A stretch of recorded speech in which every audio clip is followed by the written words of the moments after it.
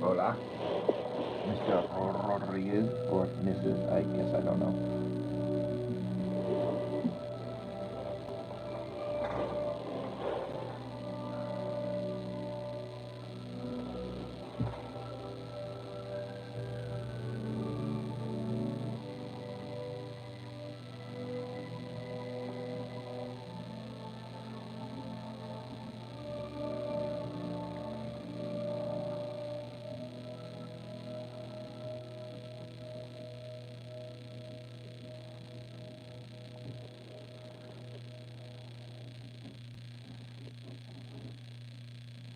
Earn 60,000 bonus points and experience more with Chase Sapphire Reserve.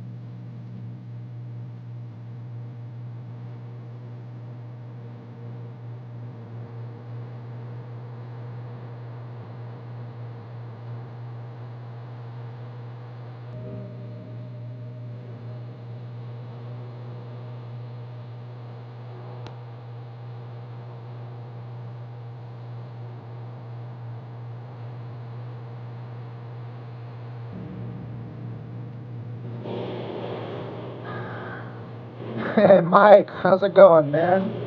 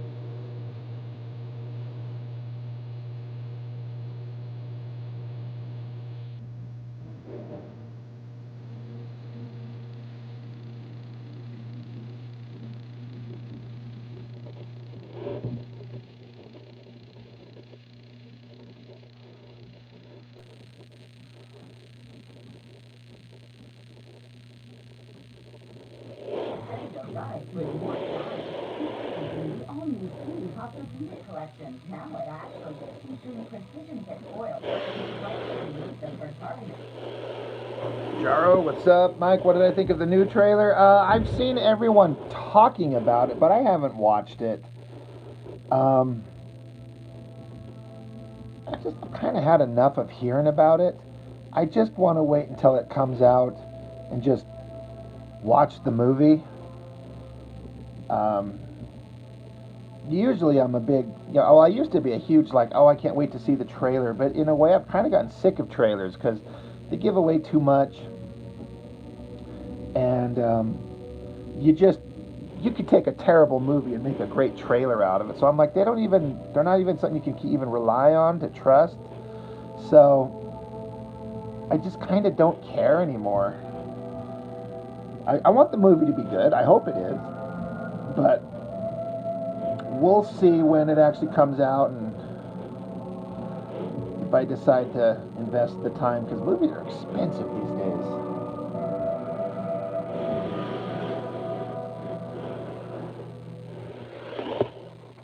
Took my kids to go see Thunderbolts the other weekend, and it was expensive as hell. Now, to be fair, I intentionally splurged a lot, but so that's on me. But we'll see.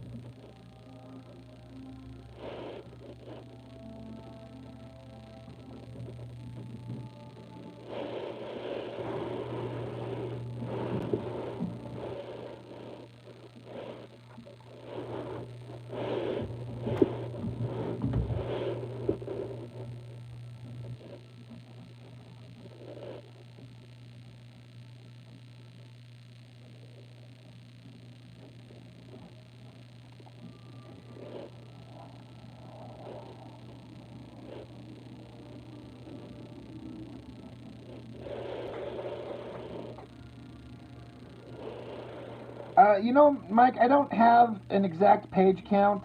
I haven't given thought to page count in a long time because I just make these to be as big as I want them. But I am close to being done. I did a page count the other day. I don't remember if you were here. I honestly don't remember how many I counted to. I counted all the current pages, and I was gotten to the mid-20s, I think.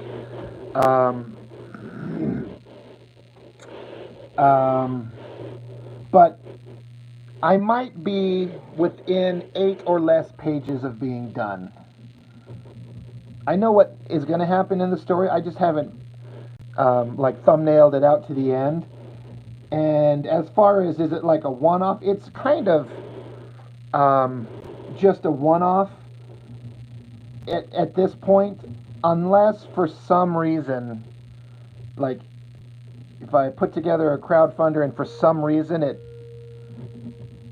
in some weird world, it gathers some kind of audience that wants to see more, I kind of think of it like that Death of Power by Kurt Burdick. If you know what that is, I review all of them on my channel. Where the kayfabe guys put his book up on the channel, and he's just doing crowdfunders on that thing and kind of having a lot of success with it. So if that works, I might think about doing another one. I've got story ideas, but as of right now, I'm just thinking of it in terms of just a one-off. We'll see what happens in the future.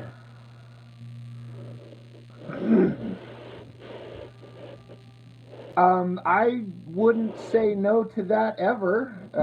If you're like for real, if you're serious, that would be freaking amazing. It would be way fun.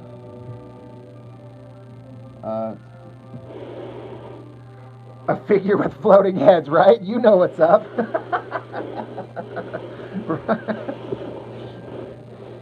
Pretty easy to do, bang it out pretty quick. But yeah, if you're serious, that would be crazy awesome.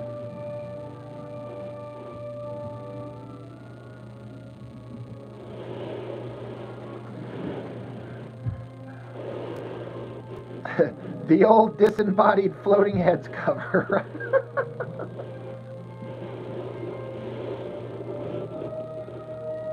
Yeah, first Daniel. Mr. Dan Brewer. He asked if he could do a pinup for it, and I was like, yeah, absolutely. And then remember, of course, I'm working with Chuck Gibson. Mr. Former Image Inker. So that's I'm kind of at a loss for words. I'm kind of humbled. Thank you. Yeah, we can talk about it. But yeah, I mean, literally anything. Like I'm sure whatever you come up with would be just fantastic in every way. God, that'd be awesome.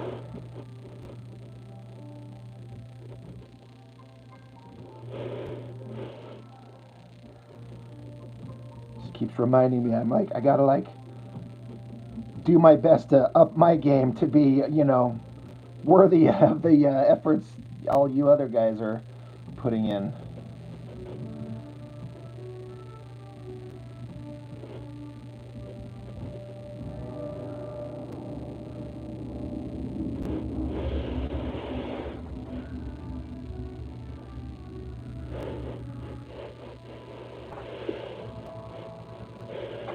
Oh, thanks, Mike. Mike, honestly, it's kind of whatever you would be interested in. I like inked work. There's a part of me that's thinking like, what if I were to try to ink it? But then you run the chance of me screwing it up. But if you come up with something that you kind of you'd like to ink, or however you feel about it.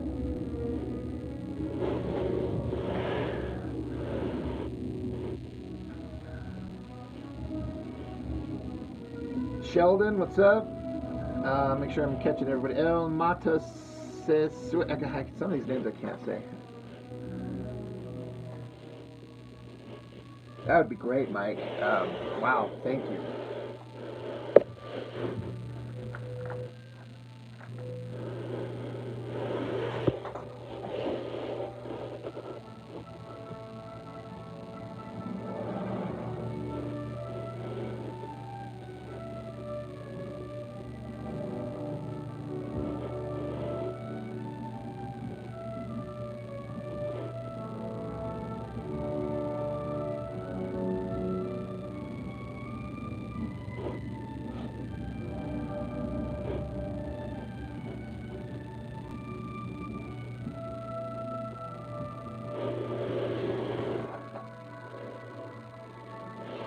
Luke, I swear to God, brother, I've got your books sitting out right here with me. I swear I've got them ready to go.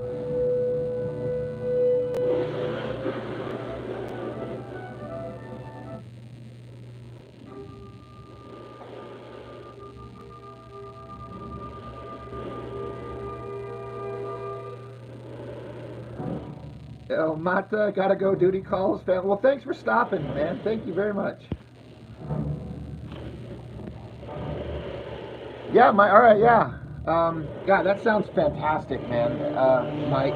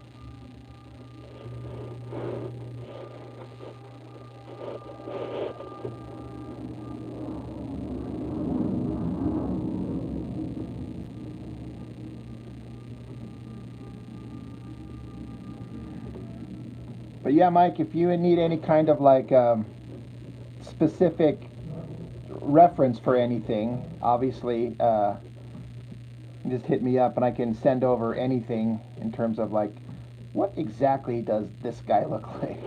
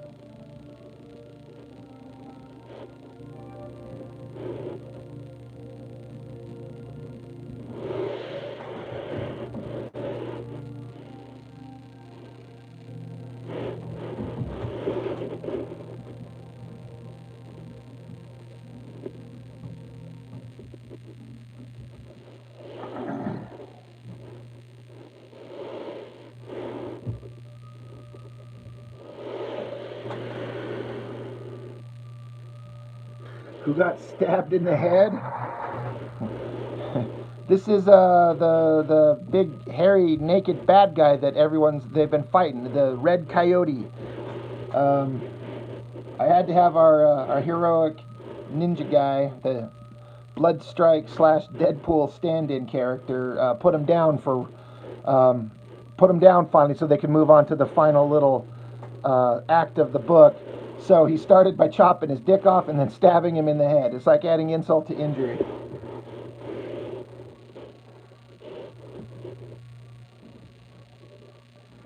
And those are some phrases I never thought I'd hear myself say. I always wanted to. My character chopped off the villain's dick.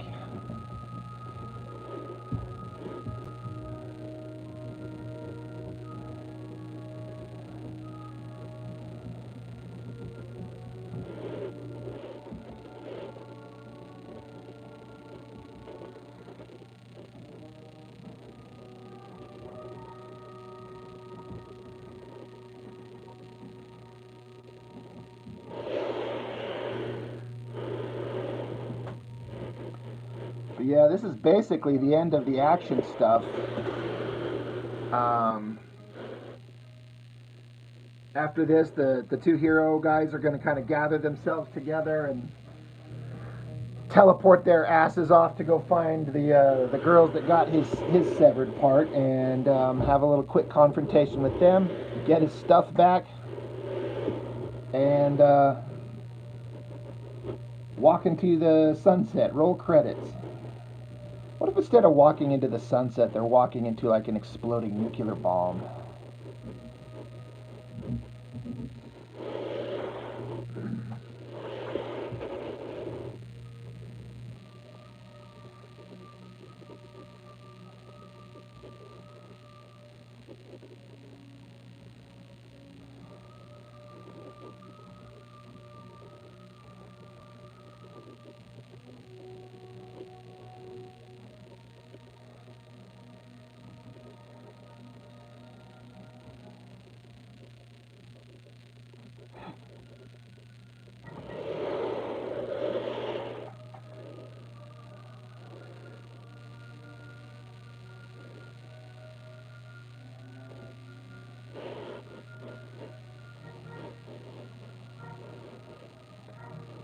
They made the guy eat it?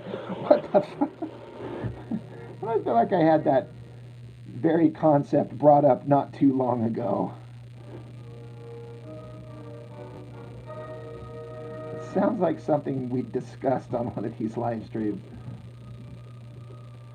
Like, stuff it in the guy's mouth, make him eat it.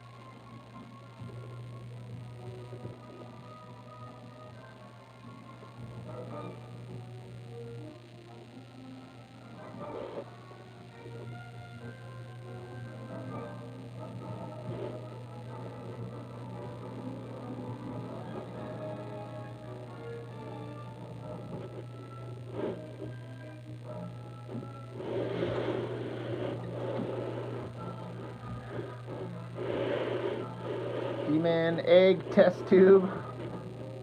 Do you appreciate me streaming all the time? It has motivated me. Well, thank you. That means a lot. I've heard that from a couple of people a couple of times. Saying something similar where they're like, watching me grinding on my book all the time has kind of motivated people to either get back into drawing or push harder on the stuff that they are doing. It's always humbling to hear, so I appreciate it. Thank you.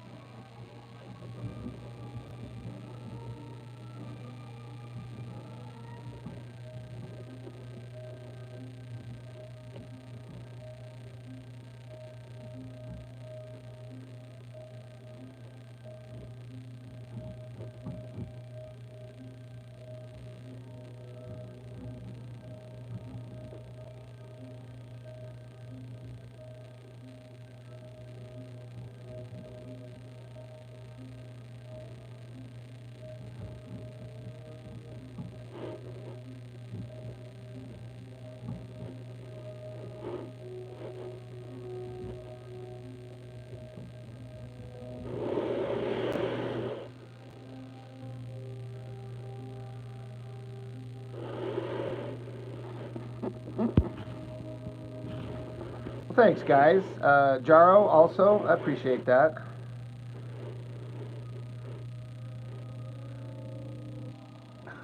Patrick Pierce with the odd historical facts.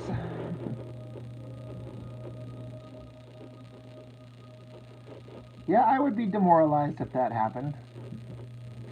But yeah, Jaro, it's like being in a studio. I've felt that, with the Discord community and then everyone kind of joining in here. It feels like, it's always nice when like-minded people can get together and get creative.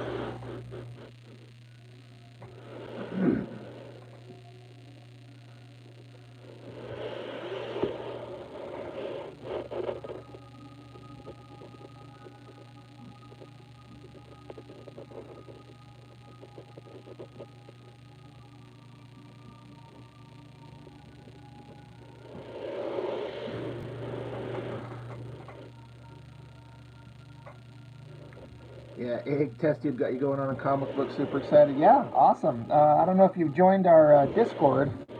I know if you have, I know sometimes people's names are different.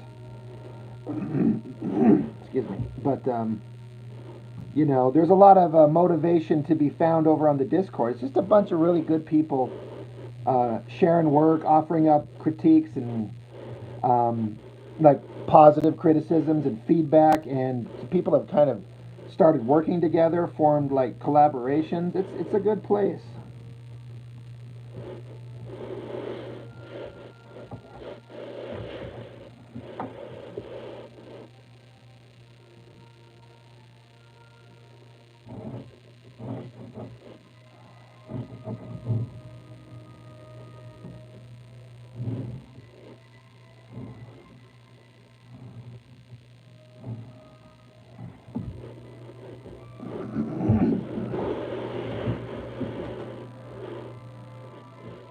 They must have cut that scene from 300, right?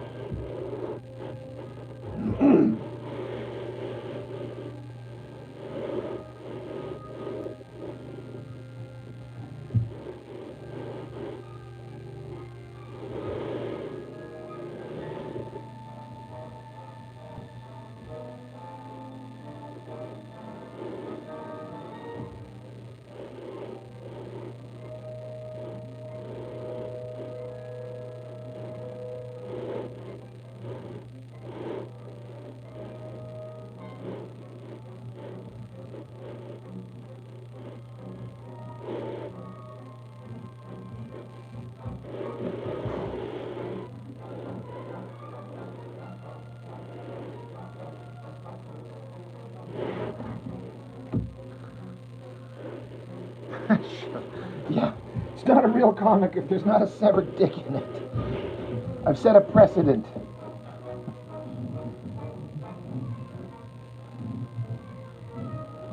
Let's put it this way. It doesn't have to be severed.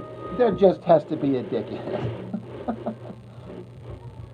Like my buddy Ginger Bear, if you guys know, that joins up, he's working on his own comic called Punish.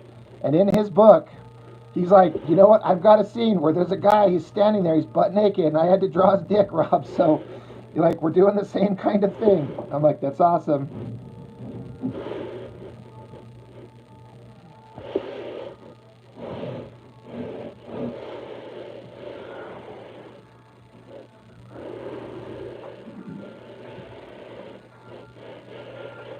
Johnny needs to start his American Foreign Legion comic. It's only 30 plus years in the making.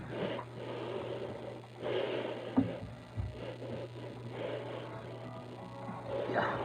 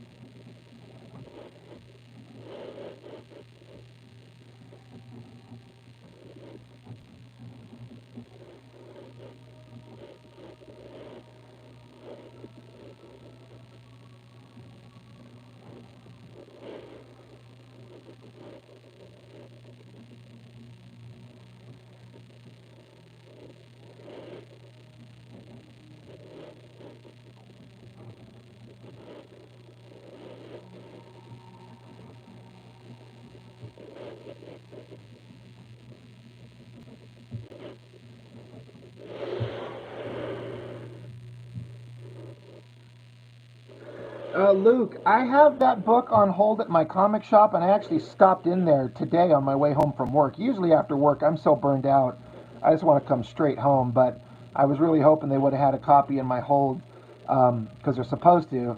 But the comic store I go to, it's like a second site of a main store that's up north a little ways, and so they usually don't get new comics in this location on the same day.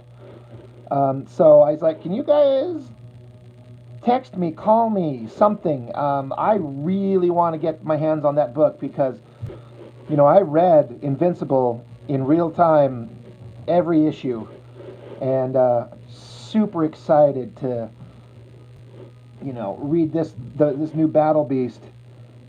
So that's a long way of saying no, I haven't got it, but I am actively looking forward to it and anxiously, you know, excited to get my hands on it.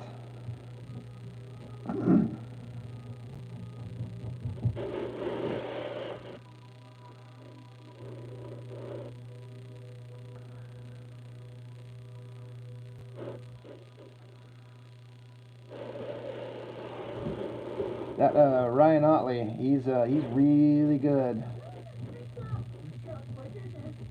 But I've talked about how sometimes I feel like he's maybe one of those artists where his work looks best on certain characters. I was talking like how, you know, some artists' work doesn't look as good on characters I don't care about, like me with Jim Lee and DC and Batman.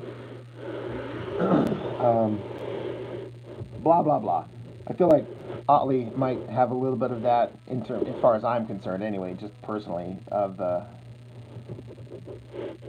You know, drawing a violent, bloody Battle Beast comic is right up Ryan Otley's alley. He likes to draw blood and gore and stuff like that, as opposed to drawing, you know, maybe a sterilized Spider-Man comic for Marvel, which is fine and he got to do, but there's a little part of this just more interested in that, like, let's see this insane, crazy, you know, Invincible Universe book where it's just over the top with the blood and guts and violence. I can't wait.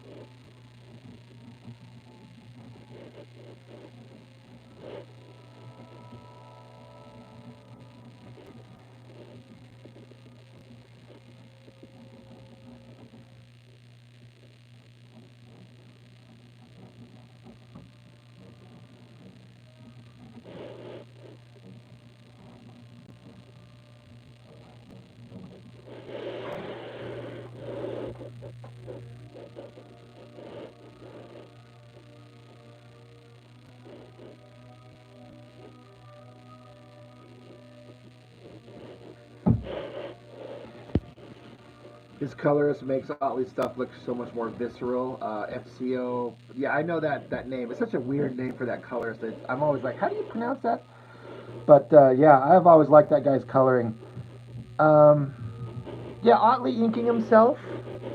That's probably the better version of his work. Not that Cliff Rathburn doing inks on him during Invincible wasn't great. It definitely was. But I'll take any version of it I could get.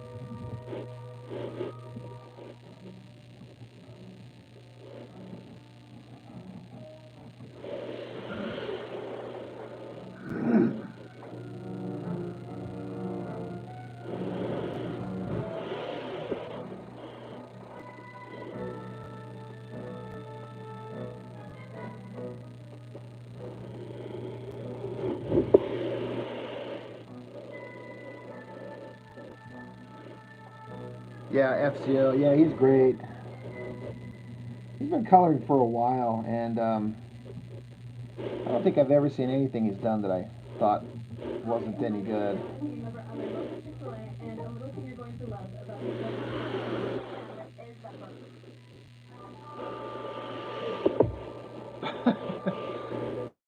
Pierce, now I know you're full of BS, Johnny says.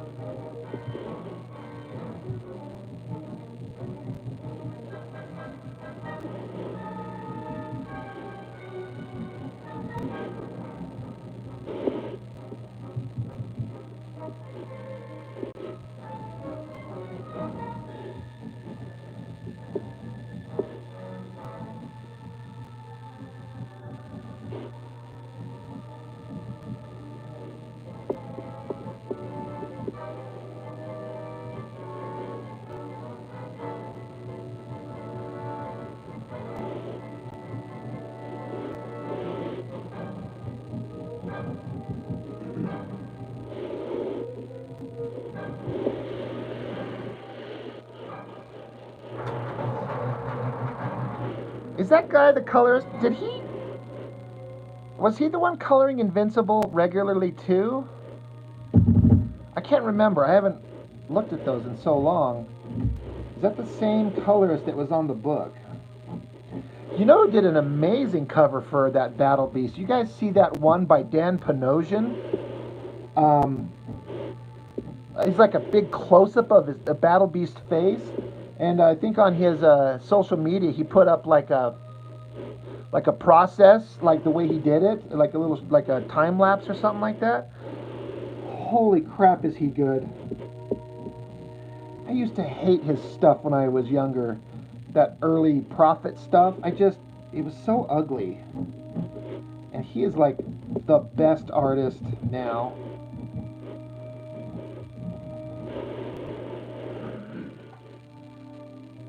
Ah, Luke, Crabtree sounds familiar. That does sound familiar. But then the other guy come along? That makes sense.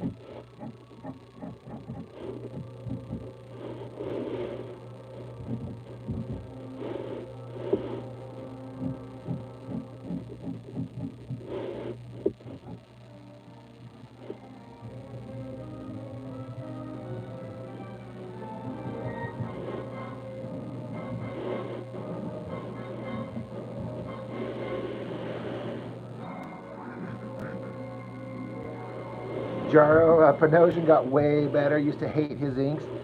I didn't necessarily have a problem not exactly with his inking,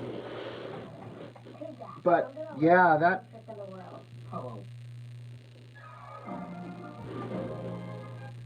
just kind of like unrefined early image style that he would do. I actually asked him once a couple of years ago on social media, or just like, dude, your work is so good now. It's like, I'm amazed at the difference. And he said something to the effect when he responded on social media, like, he's like, yeah, I stopped drawing comics for a little bit and went and learned how to draw. I was like, yes, you did, dude.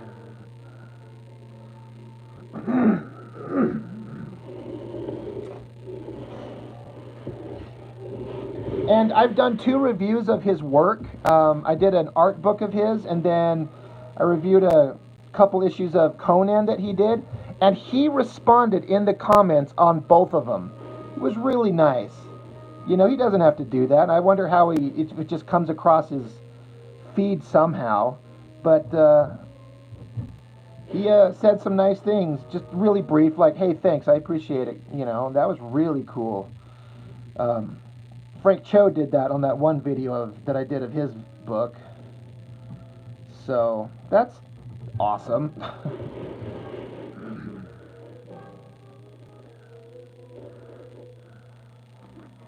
Luke, it's funny you mentioned that. I've been trying to find a way to do that, to do some videos with like video editing and like more like a standard YouTube video where somebody actually put some effort into it. I've been kind of waiting on one of my buddies. He was going to kind of work on one for me, and he was all excited to do it, but he hasn't really had the opportunity to do anything with it. And so I've kind of reached out to another guy, and there's a possibility. He's gung-ho to do it. He's just busy, and you know we're trying to talk about working out the time. So I'm trying to think of, basically I would create the audio. I would just record my thoughts, and you know I'd write out an actual script or something like that, and then hand it over, and then have somebody put visuals and stuff to it, static images, clips of things, and that's what I'm looking for, because I actually like editing. I've done it before. I don't have a setup to do it right now.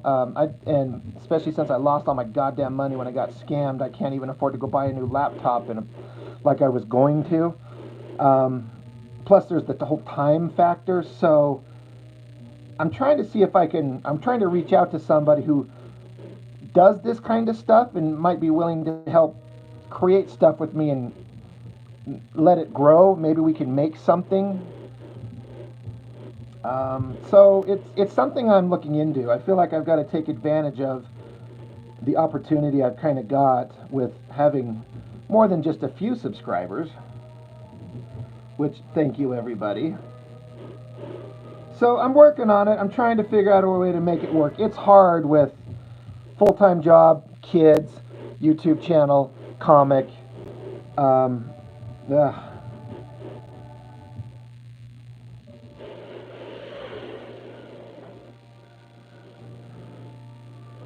Yeah, I've thought about doing stuff like that. It wouldn't even need to be very long, you know what I mean? It'd just be like 10 minutes or less.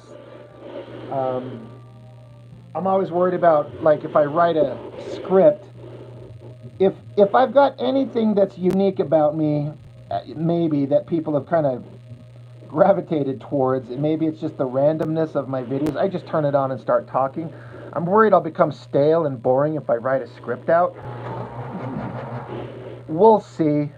One time, somebody in the comments, it might have been some of you somebody in the chat here, but one time in the chat, somebody said, like, he said, I have a hot take, and said that I think that Liefeld is a better creative force than Jim Lee.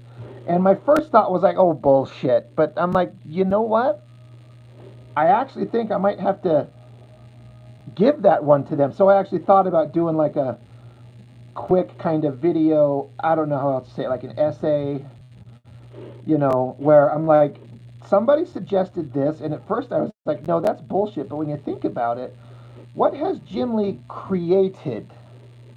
He's sold a lot, but what has he created versus what Liefeld has created? So that's another thing that I'm kind of thinking of, like making a video, having kind of like a, let's be honest, like him or hate him, Liefeld's done this.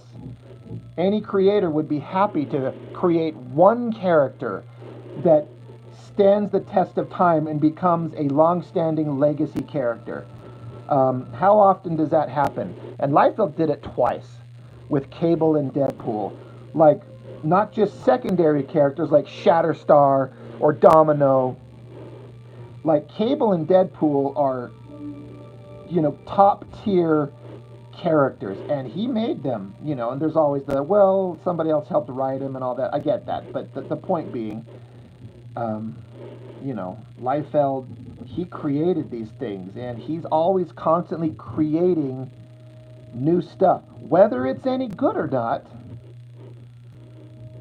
that's up for debate. But when was the last time Jim Lee created anything? He pencils like a madman. He's great. But anyway, it's just a thought that I had going on in my head. Something to have like a subject to talk about.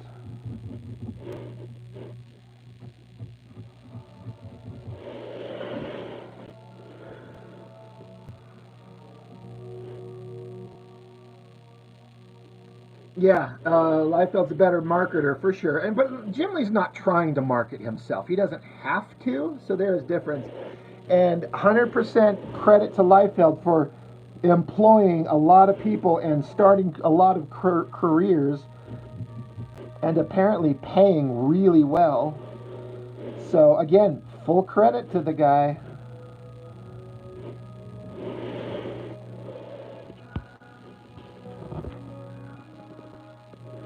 Yeah, Cable and Deadpool are really some of the last new Marvel characters. Yeah, seriously. What are some other new characters that have hit it off, like, big time?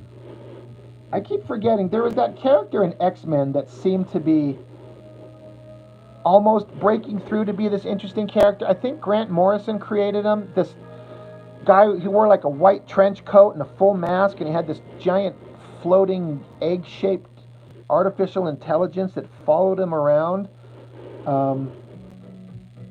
It seemed like that might have been a breakout character for a minute. But yeah, Jim Lee, Miles Morales, there you go. That's one. Though the version from the comic seems very different from the one most people know, being, the movie version. But still, Phantom X. Yeah, that's who it was. Thanks, guys. Can never remember that character's name. Like, I don't know where that character is. Is he gone? Is he dead? Does anybody even give a shit? But when I was reading those books, he was kind of a thing, and he was kind of cool. But yeah, Miles Morales, that's a great example. I was more into the Ultimates version of Peter Parker. Isn't Miles Morales from the Ultimates universe too? Originally in the comics?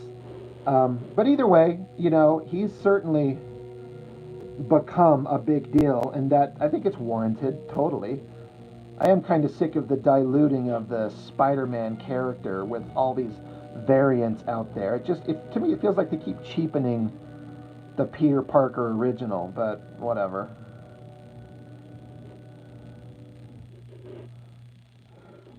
But yeah, Cable, Deadpool, some of the last new characters, it seems. And who did Jim Lee ever create? I mean, he had a hand in creating what? Omega Red, dumb. Maverick.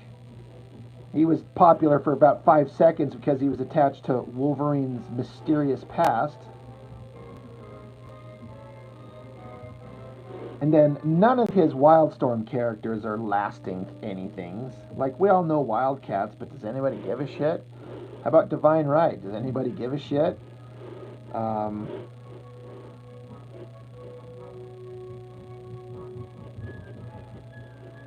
But I would also say if Liefeld's the bigger creative force than Jim Lee, Eric Larson leaves them both in the dust. He's by far the bigger creative force. He's got more characters with more like background and characterization and heart than Liefeld's ever dared to do. He's just never had that one breakaway popular creation.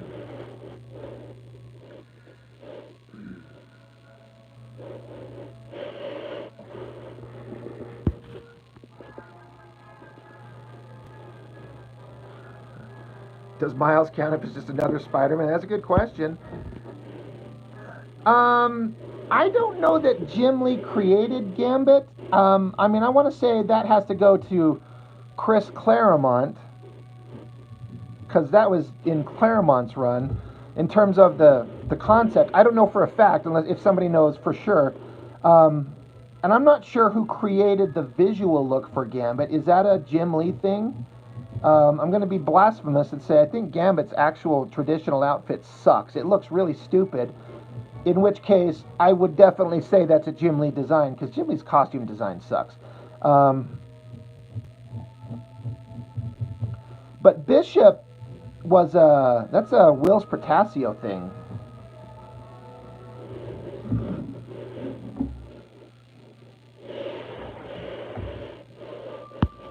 Sentry, yeah, that's Paul Jenkins and Jay Lee.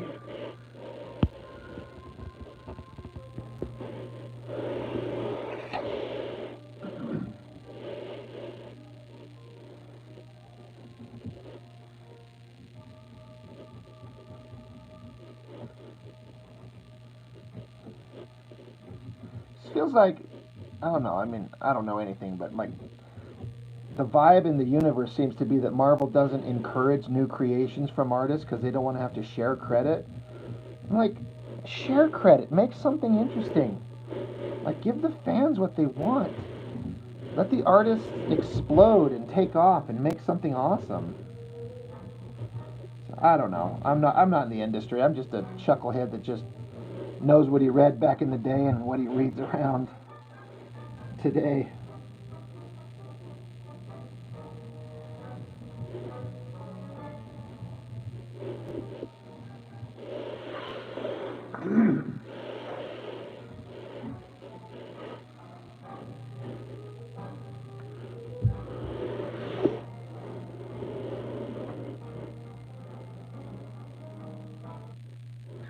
What do you mean, Johnny? Eric Larson went off the deep end. What do you mean?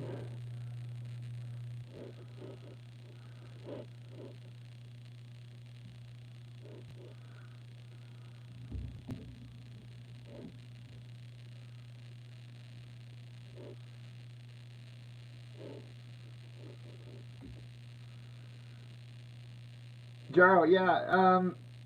But did Jim Lee create Jubilee? Because I feel like Silvestri was the first one to draw her.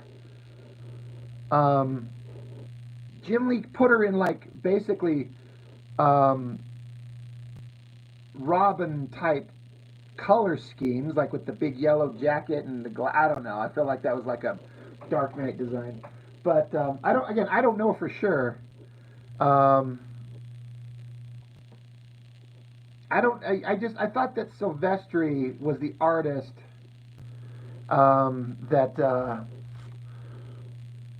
yeah, drew Jubilee first, but I could be wrong. But in my memory, the prime version of Jubilee is Jim Lee. That's where Jim Lee excels.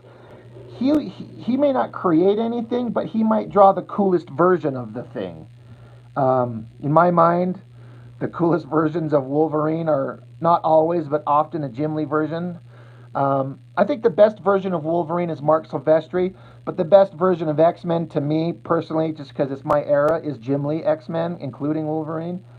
Um, yeah, the redesign of Psylocke, but again, that was a Chris Claremont idea. He couldn't have Elektra, so he just remade Psylocke into Asian version, and so again, he's there as part of the creative force, but he didn't make that. That's Claremont. Johnny Larson so insanely left wing to the point he's unreadable now. I kind of agree. I struggle a lot with that. It drives me insane. I mean, everyone's entitled to their opinion. I get it, but what it is I hate seeing artists and creatives that I like. I mean, everyone's entitled to share their opinion, but I'm like, if it makes me like not want to read your comics anymore, you're kind of hurting yourself. I don't know. I think Larson's like a decent human being. I just don't agree with his politics, and I hate seeing it all over. You could just unfollow him. I know I could.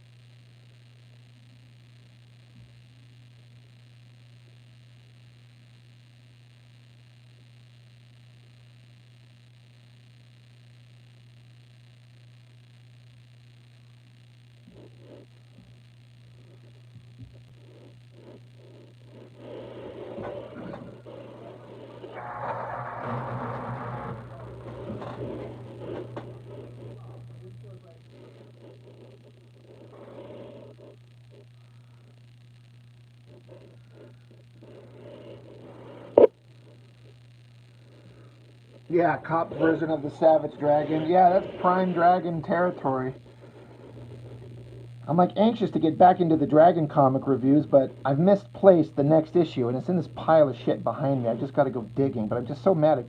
I'll find a thing and I'll set it aside, and then a couple weeks later I forget where I put it. I'm like, where the fuck did I put that comic? If you could see my room here, it used to be very organized, but once I started this YouTube channel and all these comics start piling up in my room, I'm just buried.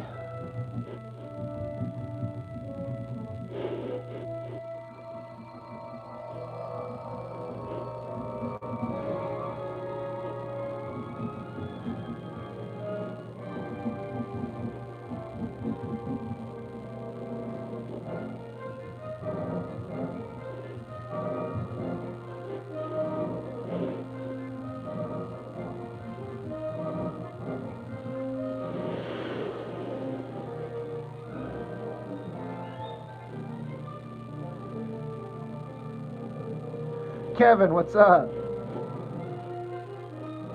Yeah, Dragon's just not a fraction as interesting as it used to be.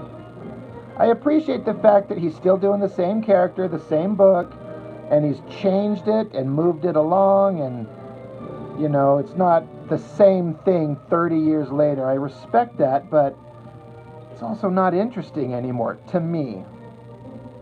So, you know, I wish him success. That's, you know, I want him to be successful, and I wish that I want to see a Savage Dragon animated series just like Invincible, um, just as violent and awesome. Um, that'll probably never happen, but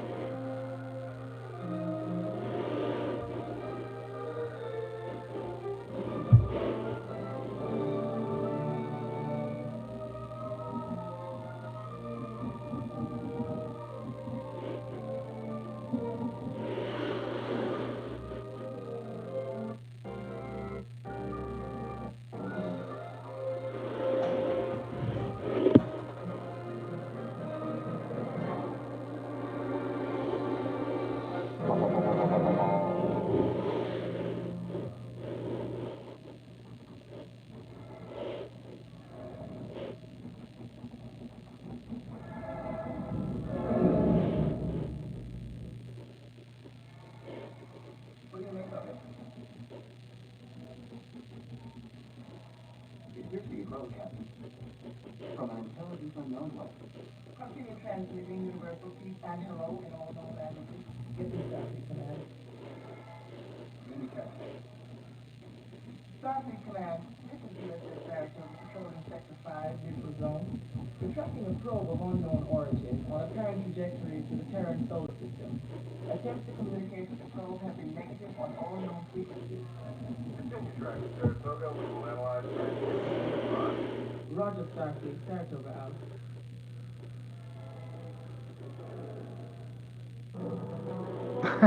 after he dies and his kids sell Dragon to Kirkman, you might get that series. Boom, man. Maybe, right? 6, 5, 4, 3, 2, 1.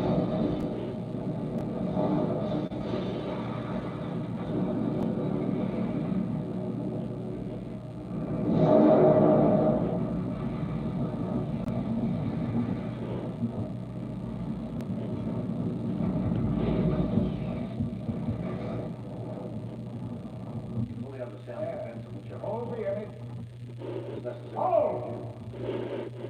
Uphold the quintessential government in these matters, James T. Kirk, renegade and terrorist. Not only is he responsible for the murder of a Klingon crew, the theft of a Klingon vessel, see now the real plot and intention.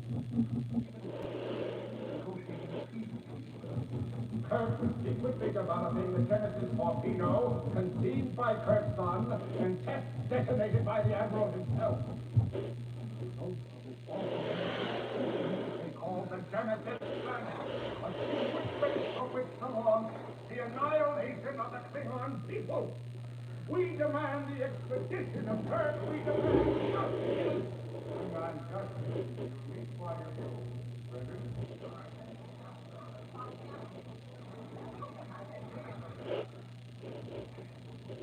Genesis was perfectly made.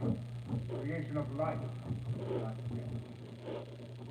Leon shed the first blood while attempting to possess it. Vulcans are well known as the intellectual puppets of this federation. Your vessel did destroy you as executed. Your men did kill her son. Do you deny? We deny nothing. You have the right to preserve our race. You have the right to commit murder. Silence! Mr. President, I've come to speak on behalf of you. I'm not lying. I was saved by her. Mr. Ambassador, with all respect, the Council's deliberations are over. And Kirk goes unpunished. And you could. Charge of 9 violations of Starfleet regulations. Starfleet regulations are not traitor. Remember this well.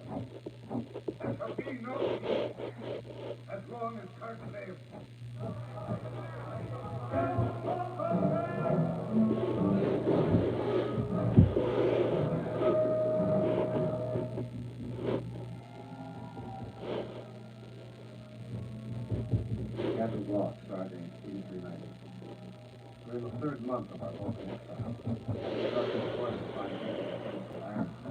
Decided on a major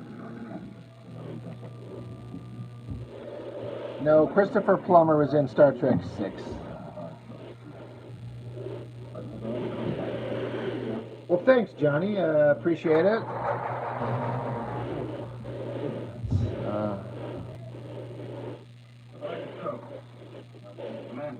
I'm kind of excited to draw this stabby face panel for a minute. Face the consequences of their actions in the rest of Just trying to get that expression on his face. We'll see it when I get done. I just gotta light box this bottom panel.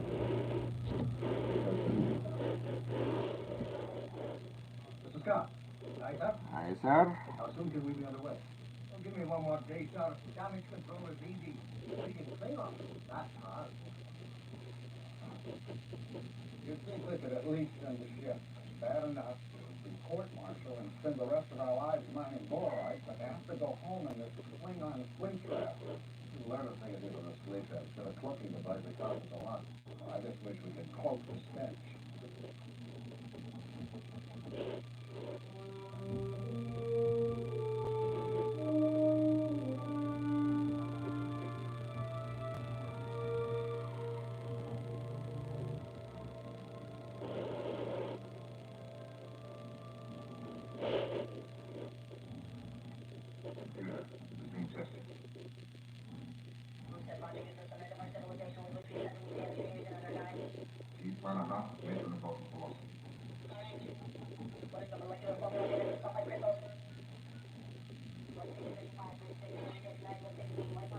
Correct. Universal atmospheric element purpose.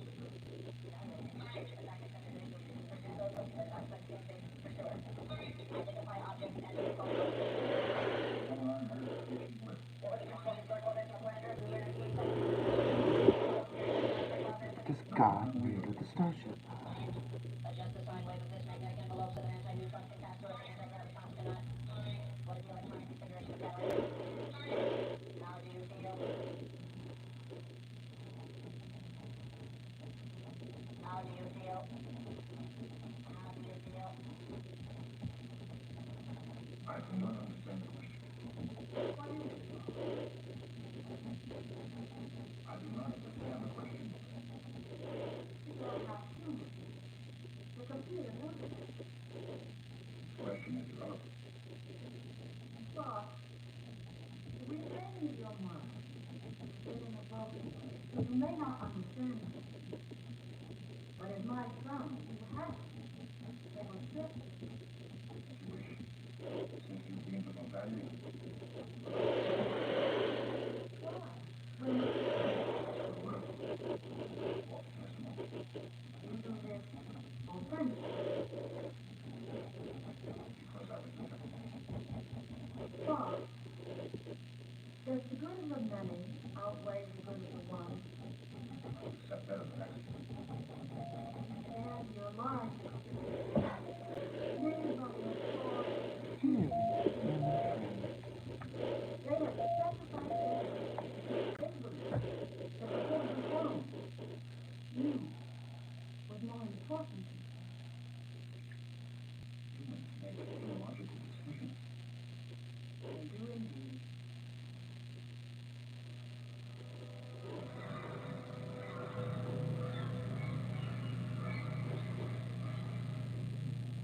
Day comes now.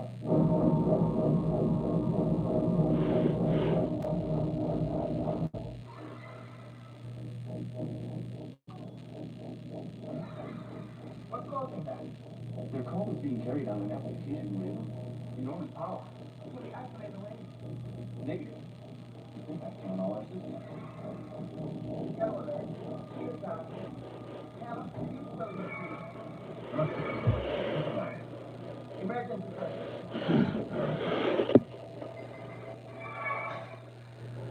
That's actually a fair question.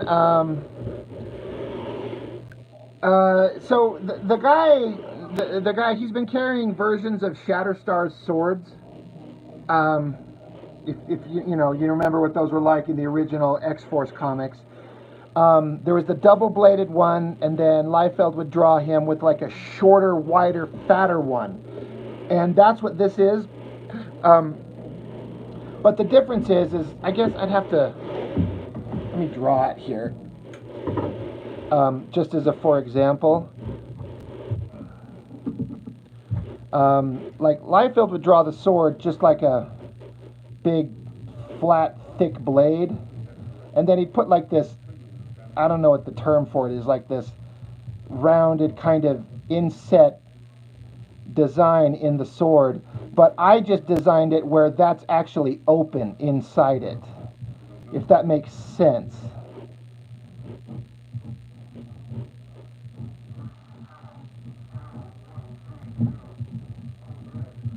So yeah, it's an open space in between, so there's a thin blade, but it connects into one blade. Yeah, yeah. It's been drawn that way in the previous pages, so it is there. But it does, yeah, might stand out as like, wait, what?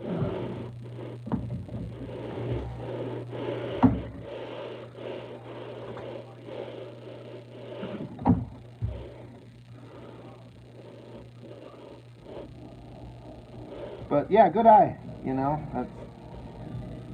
I was actually wondering if that would.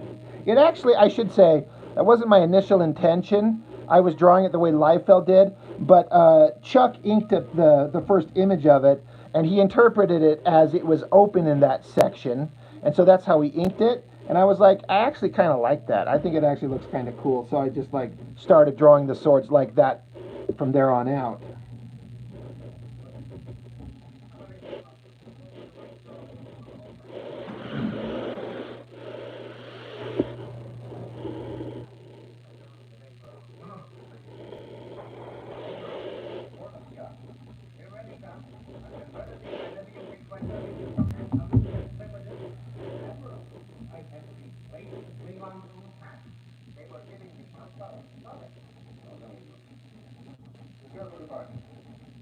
Everybody not doing work. There we go.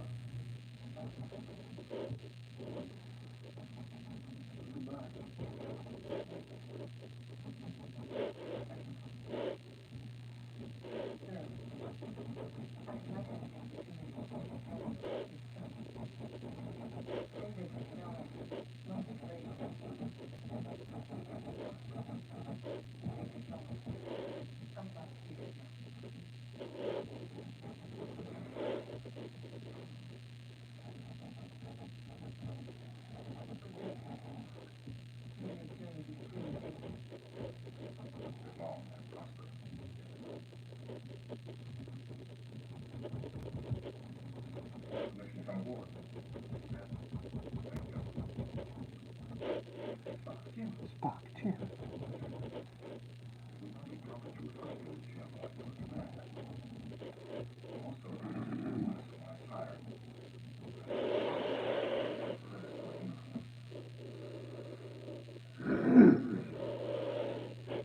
The beveled part of the blade is called a fuller. Okay, it sounds right. I've heard people reference it before. Um, I'm not like I don't know things like that.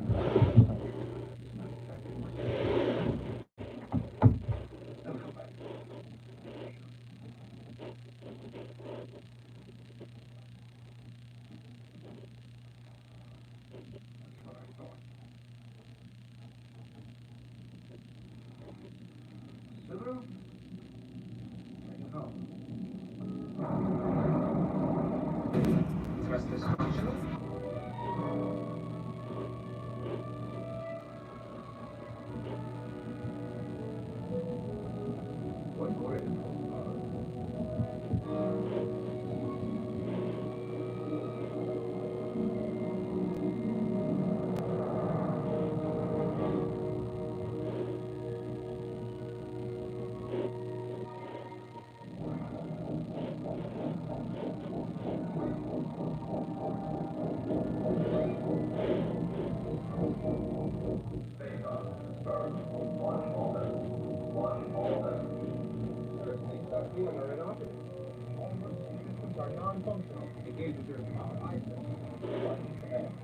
space dock emergency status.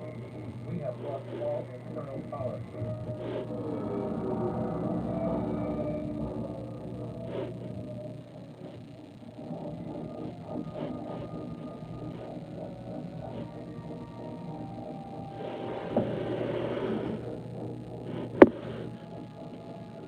A blood groove. I've heard that before. That's familiar. I've watched a bunch of videos on like how people like the Japanese would forge katanas for real, like the authentic way. And it's really interesting to watch them take that black sand in Japan and smelt it in that big furnace forever and get all the impurities out and then take weeks, months, whatever it takes to hammer a sword, like make this metal and polish it to a shine and everything like that. It's really fascinating stuff. It's such an interesting art form. I find it really interesting stuff.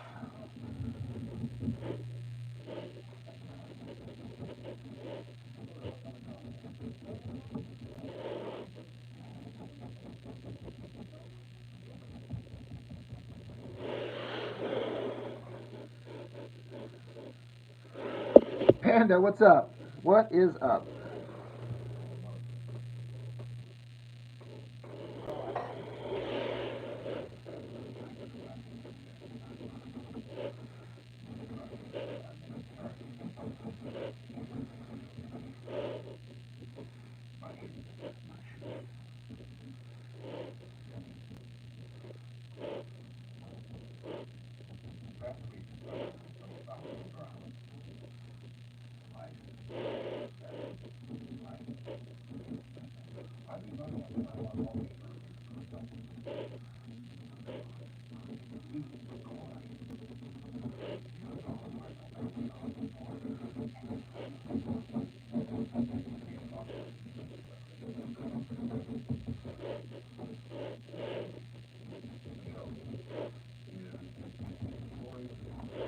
Yeah.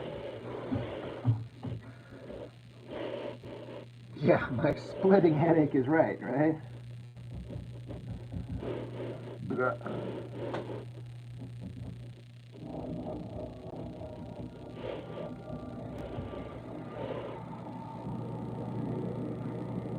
Huh. That's actually kind of.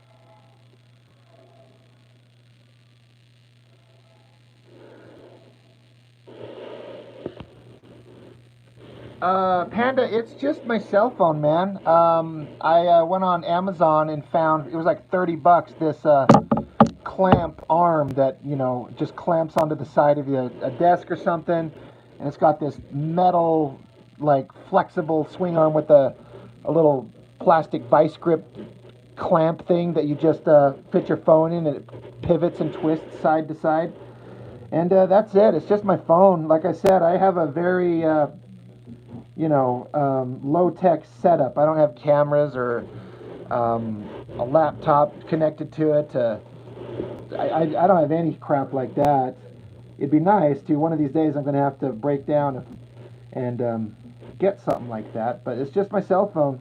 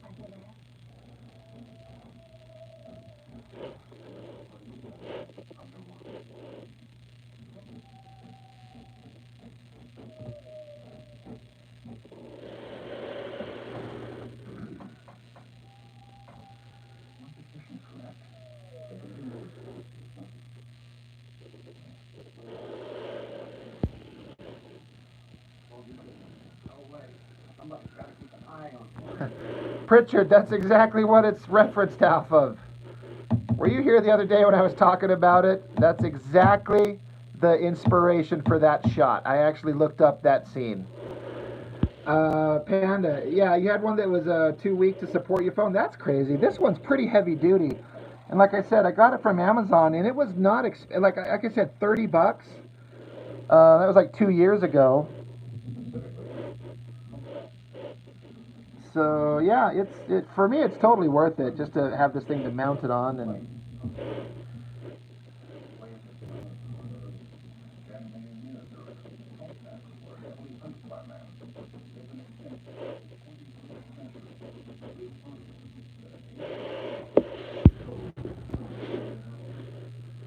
Liam Sharp is killing it on that Conan book, um, right? That's what he's doing, right?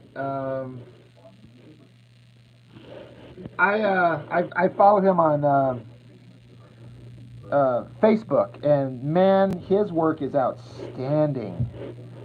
That guy, I don't know, he deserves to be way more recognized than he kind of is. He's like superstar skill level.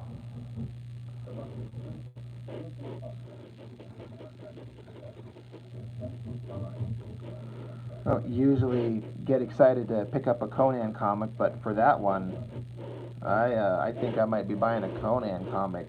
I would also prefer it if it was in the black and white. I don't know if the comic he's doing is in black and white.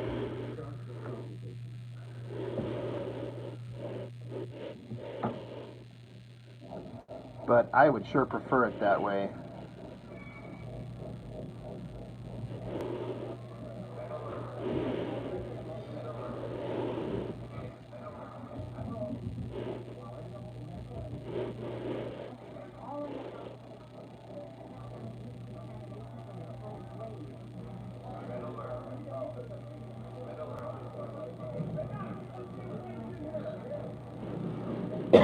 Excuse me.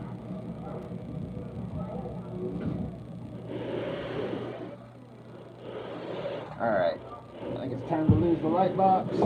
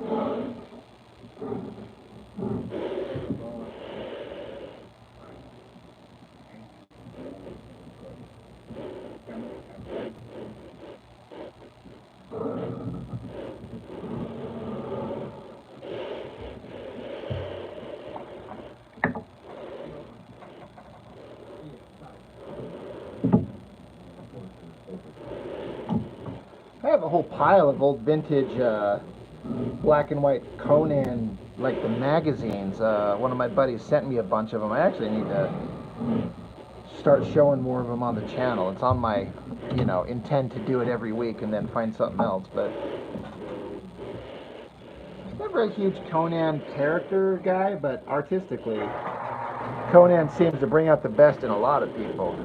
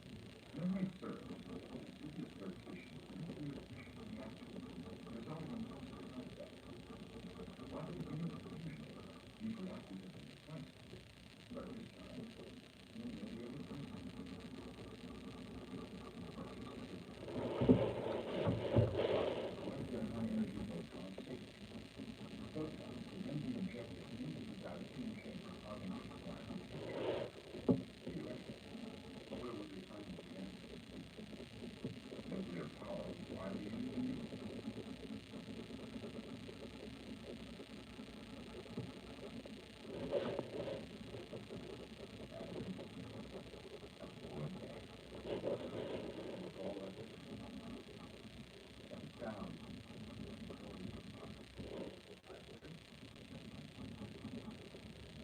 But we're certain.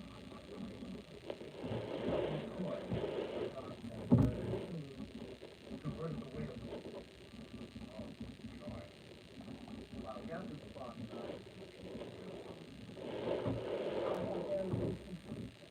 I want you all to be very careful. That would take by surprise.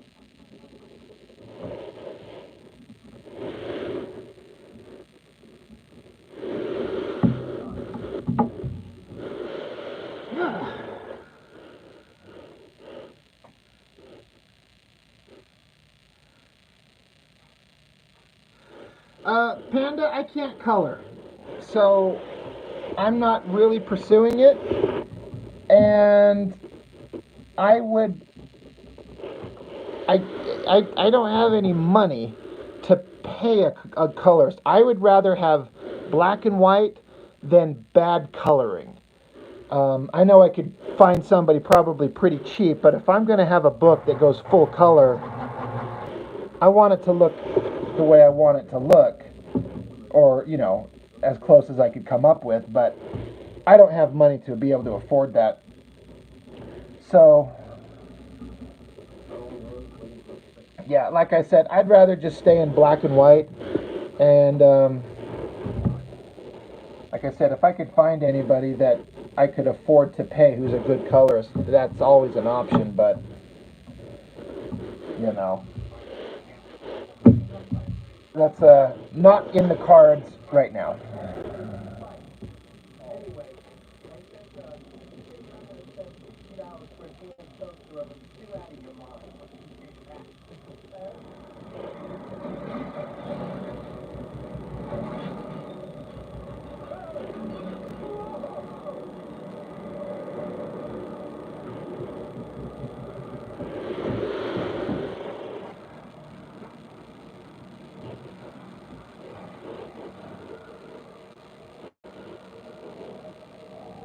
Yeah, good point. You want to outsource your coloring, but I'm flat broke. Yeah,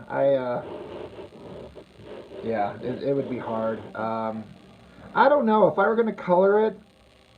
I don't know. I mean, I don't know how to describe what 90s coloring would look like. I don't know. I've got some ideas of what I'd want it to look like, but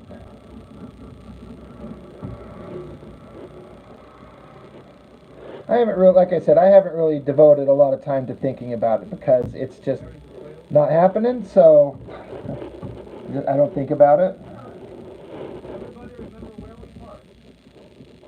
I'll see old school coloring and think it looks amazing. I'll see new modern coloring, think it looks amazing.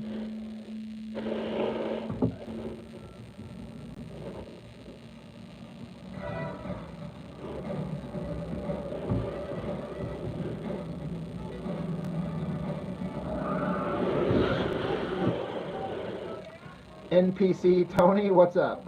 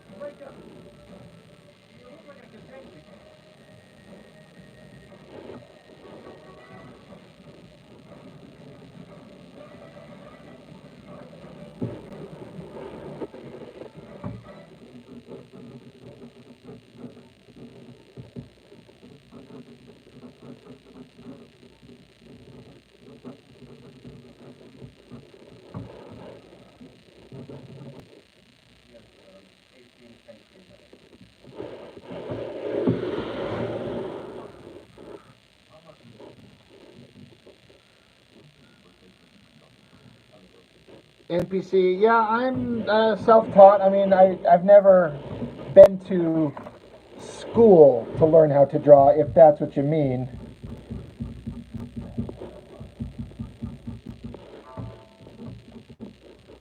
beyond high school stuff.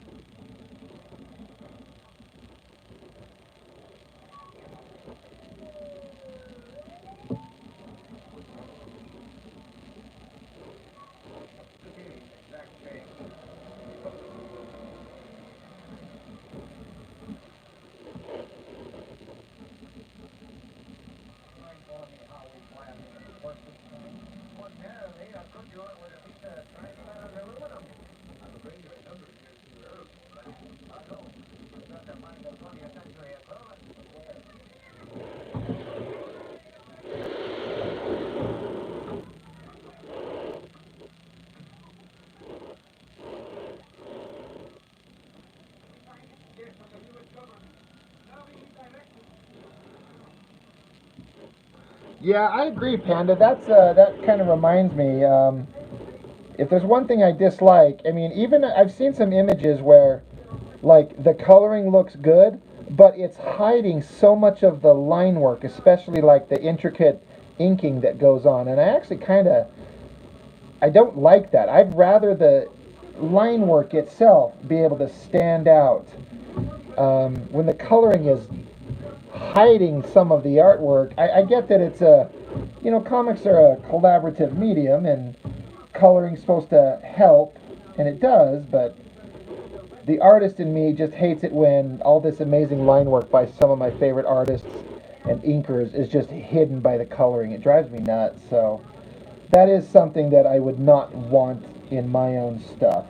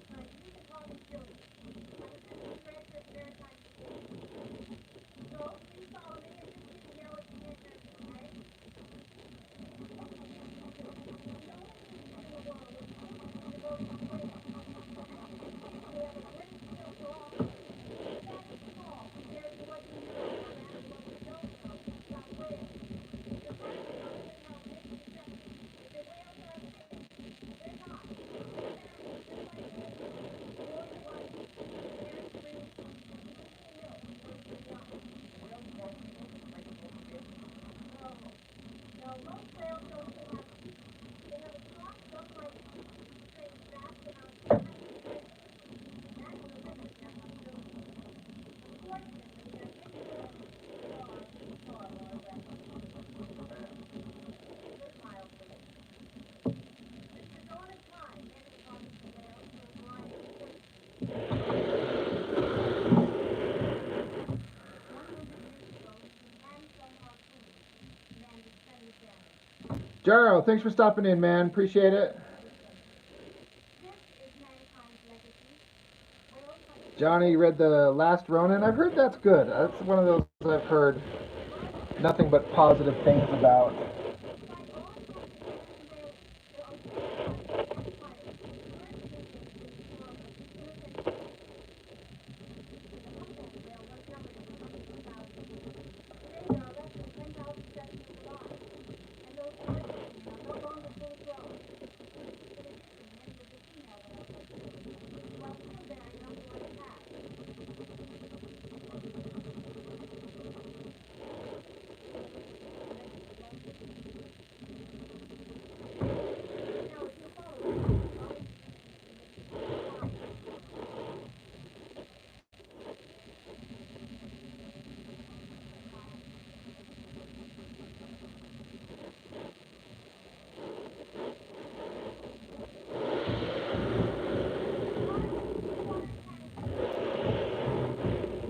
two humpback whales in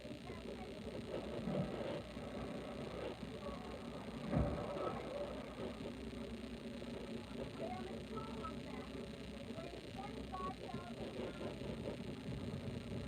The young and substantial disco-bearded calves are next. Call them George and Gracie.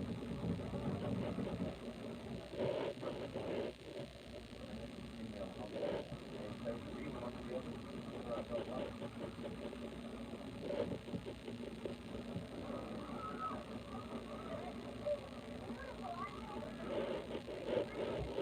but it's pretty intelligent. Now we'll follow you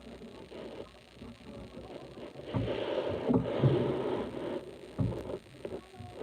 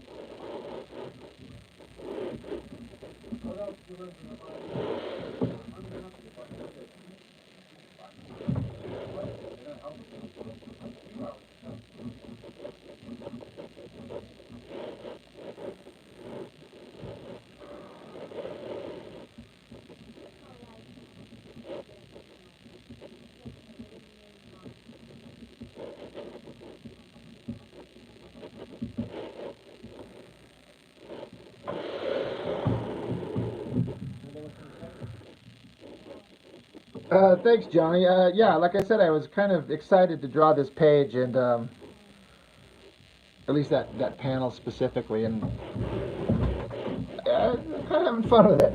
Blood squirting everywhere.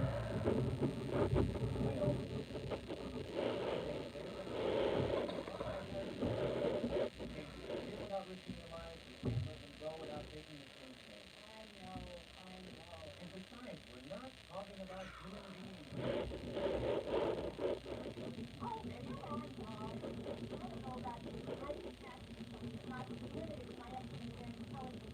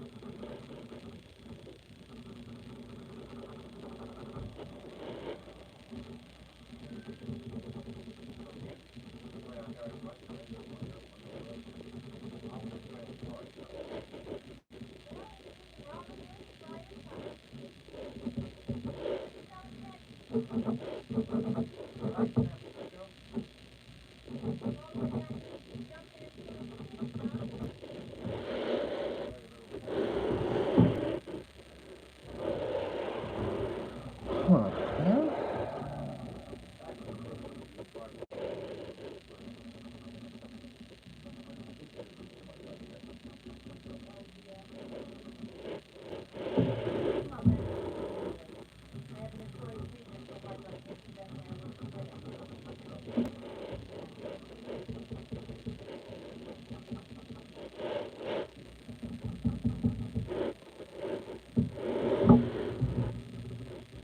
Well,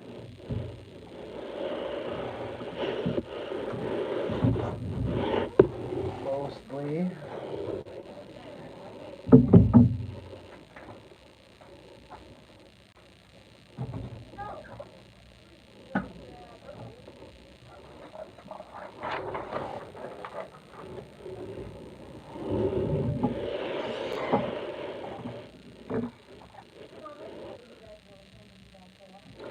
Thanks, Panda. I've been kind of experimenting with that as I've been going. I didn't really know how I was going to do that.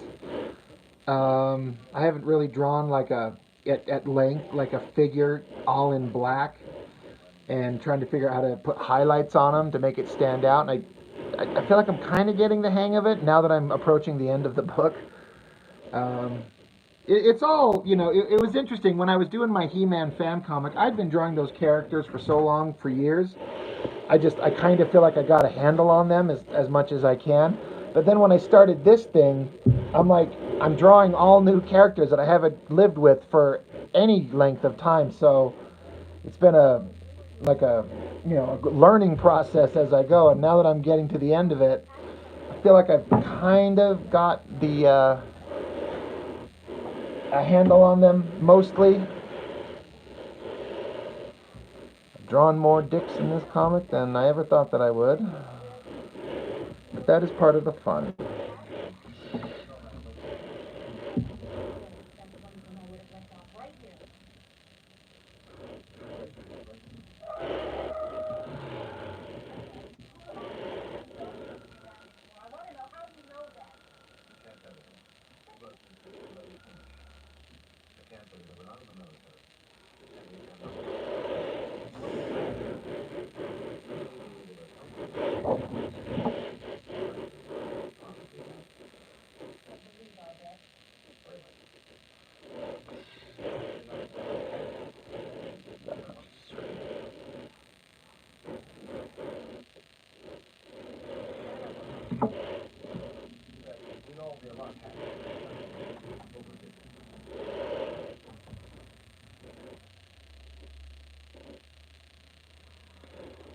kind of glad that I find that there's something at least on every page that I'm pretty happy with.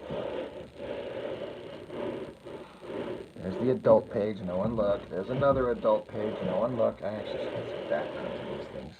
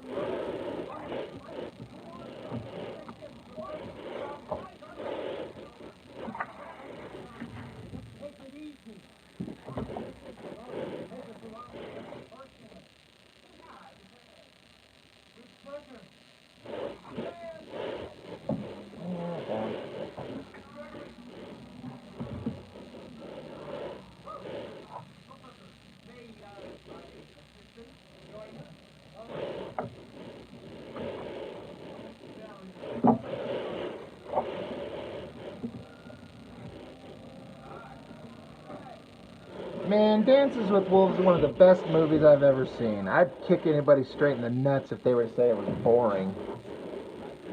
The last thing it is boring.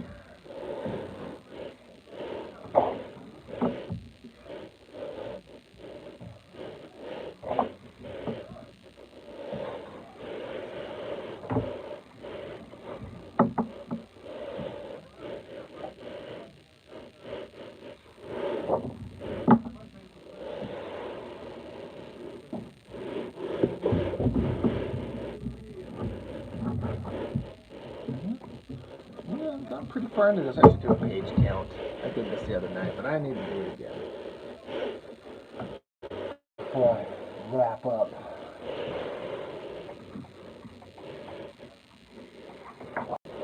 One,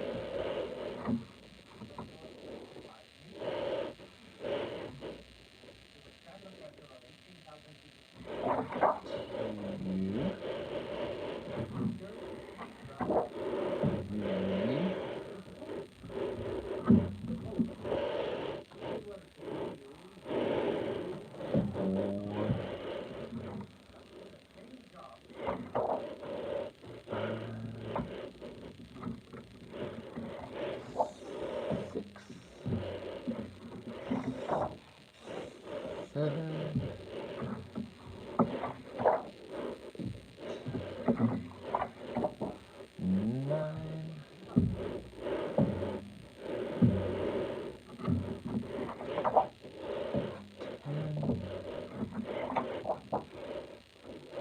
11,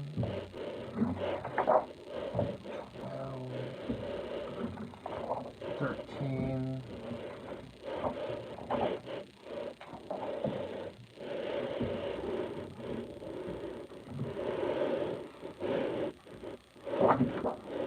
14,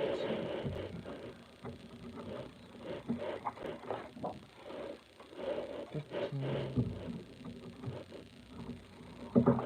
shit, 16, 17, 18,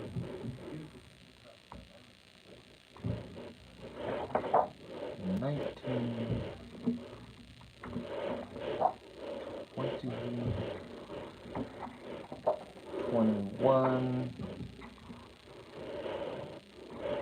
22, 23, 24 penciled pages. My kids never get my phone. They never get to touch it. They've got their own. And whenever they do, we're usually like driving, and I'll hand my phone to my kid and say like, "Here, find a song you like to listen to." But they don't go scrolling through shit, nor would I let them. So I don't really worry about that. You have some spicy drawings you've done you don't want your wife to find.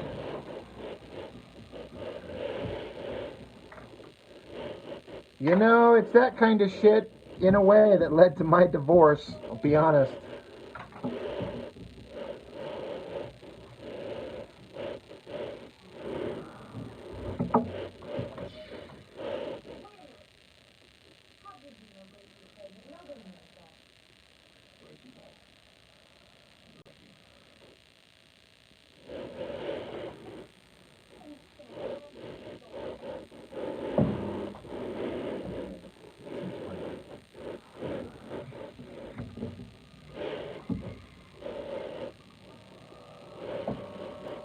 You know, I'm always so critical of my own drawing, but I keep thinking that if I were to show these pages to 17-year-old me or, you know, anything like that when I was an early teenager learning to draw, I think I'd,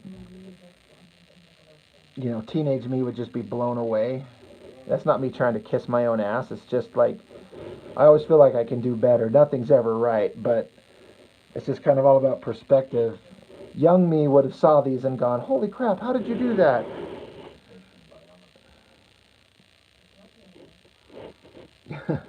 Hope she didn't find the script to Dick in a Jar issue 1.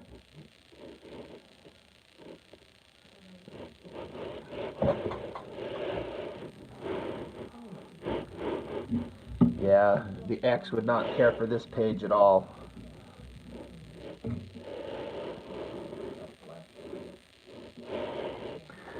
If your wife isn't pissed off that you're not having enough fun, that's fair.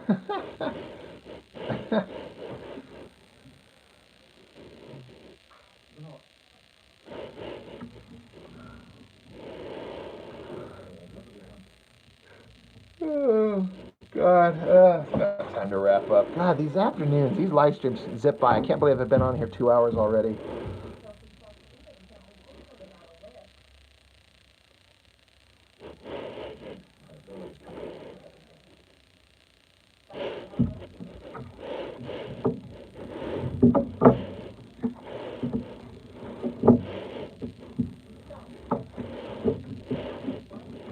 I always like to have these like fantasy thoughts. I'm like, if I had these pages as samples and I was born in a different era and was able to show Liefeld these pages back in the 90s, I wonder if he would have hired me.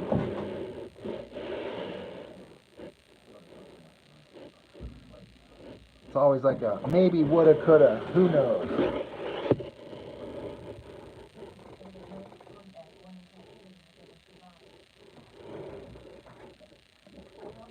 Wait, where's the other page? I'm missing a page here. Oh, Jesus, there it is. I completely forgot about the one I was working on yesterday that I still got to finish. Jeez. So what did I say? 24 pages? So 25? It's going to end in the 30 range.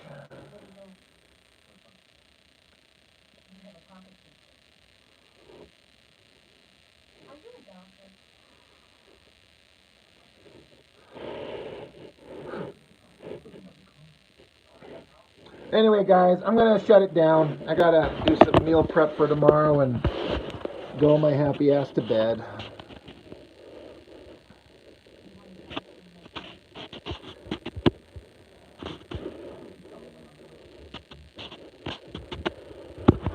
It's fun as always, everybody. Appreciate it very, very much.